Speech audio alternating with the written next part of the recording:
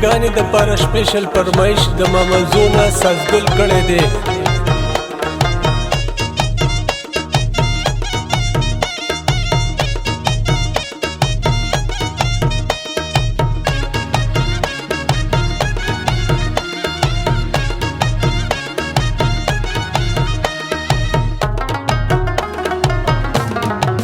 سر می د یار د سره زار دی